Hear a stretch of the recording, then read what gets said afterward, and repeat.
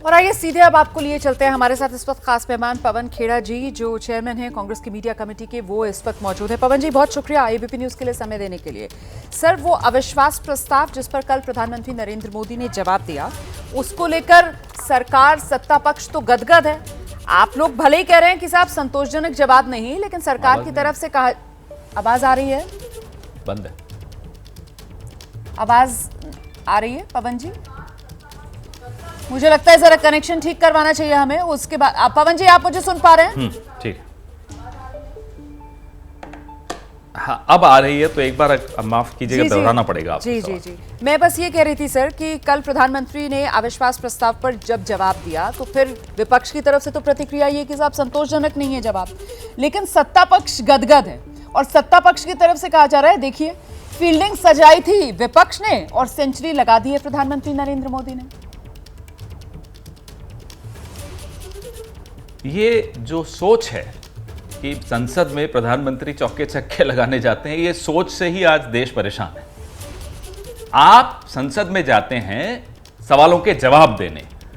हमने 3 सवाल पूछे थे, बड़े स्पष्ट सवाल थे। मणिपुर पे आप देखिए 90 मिनट तक बोलते रहे और मणिपुर का जिक्र तक ना आए।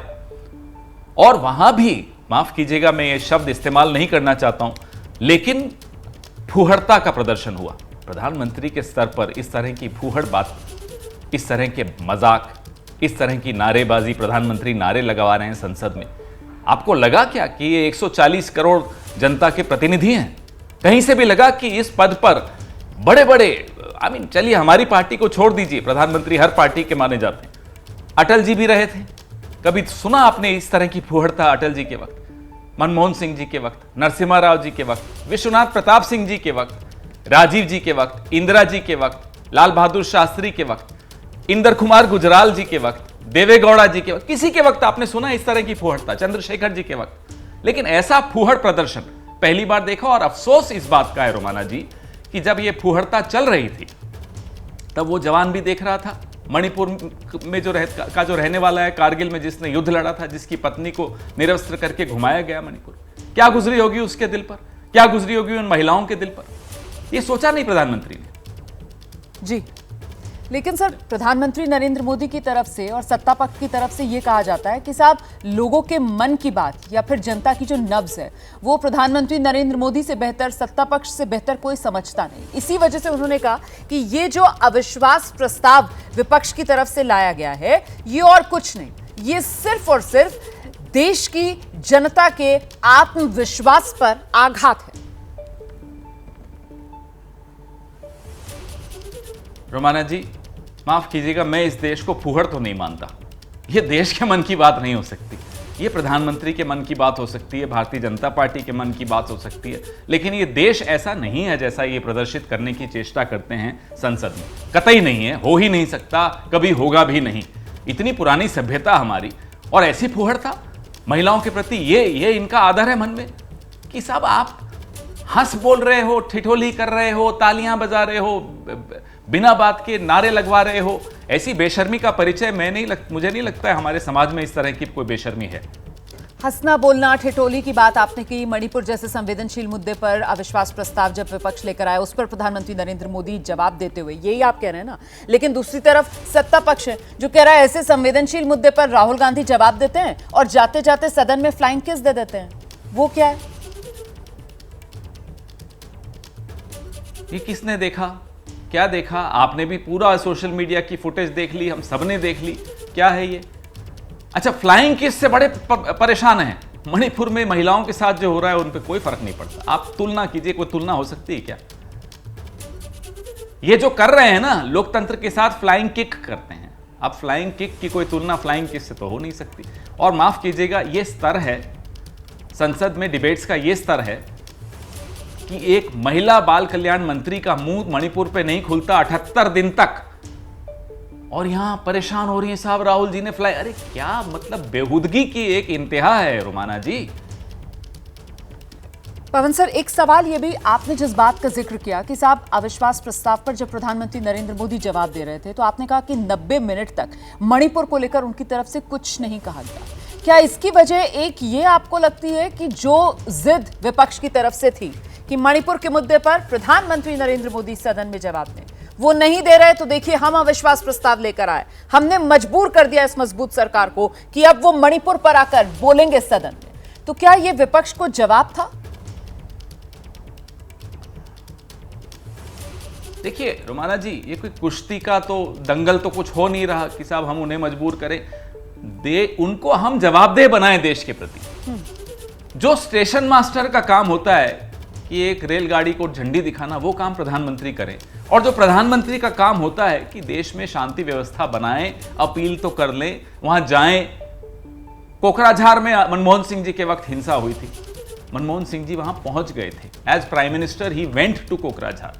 प्रधानमंत्री का काम यह नहीं होता कि साहब बंद गले का एक नेहरू जैकेट पहन लिया, दिन में 5 बार बदल दिया और झंडियां दिखाते फिर रहे हैं पूरे देश में, और जहां मौका मिला भाषण दे दिया। यह नहीं होता है प्रधानमंत्री का काम। प्रधानमंत्री का काम बहुत ज्यादा जिम्मेदारी का काम होता है। देश के प्रति वो जवाबदेह होना पड़ता है उनको। हमने सिर्फ इतना निश्चित किया कि वो जवाबदेह बने देश के प्रति, देश को जवाब दें। जो देश के मन में, देश की महिलाओं के मन में, हम सबके मन में जो सवाल हैं, उनके जवाब प्रधानमंत्री को देने चाहिए। ये क्या मतलब है साहब? जब कोई दिक्कत आई तो किसी को आगे कर दिया, और जहां नंबर बटोरने, तालियां बटोरनी, खुद आगे आ गए नए नए कपड़े पहन के। ये नहीं चलता है। ये प्रधानमंत्री को समझ में नहीं आया कि प्रधानमंत्री का अर्थ क्या। मुझे लगता है ये हिंदी पिक्चरें देख देख कर प्रधानमंत्री बनना चाहते हैं कि जो हिंदी पिक्चरों में प्रधानमंत्री जैसे दिखते हैं मुझे वैसा दिख रहा है। ऐसा नहीं होता साहब। अच्छा, सत्ता पक्ष ये कह रहा है कि विपक्ष को तो लाजवाब कर दिया प्रधानमंत्री नरेंद्र मोदी ने कल अपने बयान से। उन्होंने जितने सवाल थे विपक्ष के, सब पर जवाब दे दिया, संक्षिप्त और सटीक अंदाज में। पवन जी,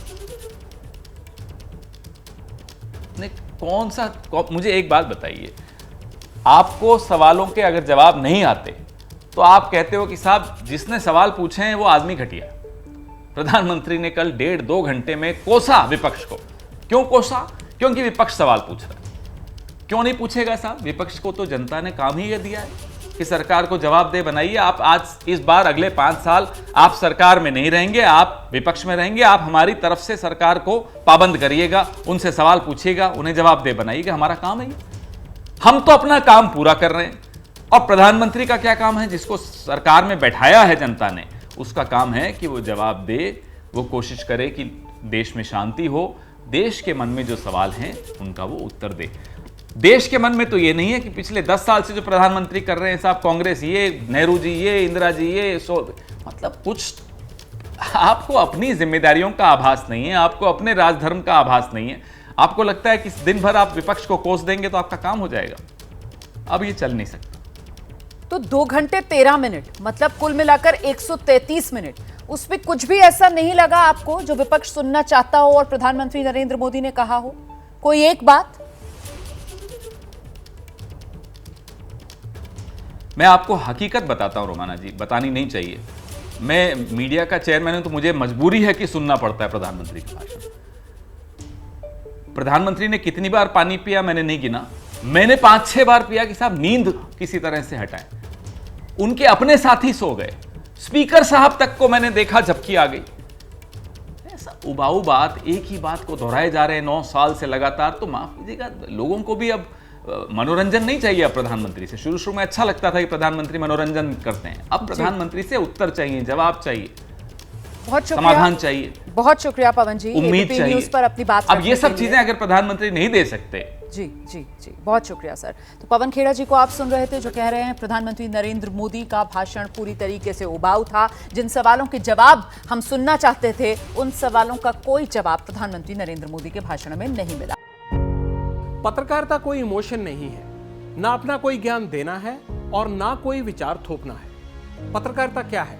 पत्रकारिता का मतलब है सही जानकारी इकट्ठा करना और तथ्य बताना। पत्रकारिता आज जितने महत्वपूर्ण दौर में है, शायद पहले नहीं थी। इस दौर से निकलने के लिए सिर्फ सच दिखाने की जरूरत है, वो सच जो आपके हित को आगे रखे। इसलिए अब रात 9 बजे प्राइम टाइम नहीं होगा, ये आपका टाइम है। जगविंदर पटियाल के साथ देखिए पब्लिक इंटरेस्ट 17 जुलाई से सोमवार से शुक्रवार रात 9 बजे सिर्फ एबीपी न्यूज पर। एबीपी न्यूज आपको रखे आगे।